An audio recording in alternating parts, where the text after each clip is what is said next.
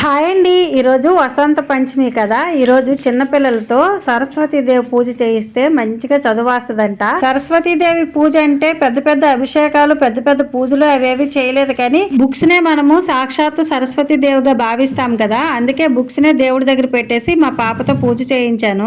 వక్రతుండ మహాకాయ సూర్యకోటి సమప్రభ నిర్విఘ్నం కురు మే దేవ సర్వకాలేషు సర్వదా. ఓం భూర్భువస్వః తస్సవితుర్వరేణ్యం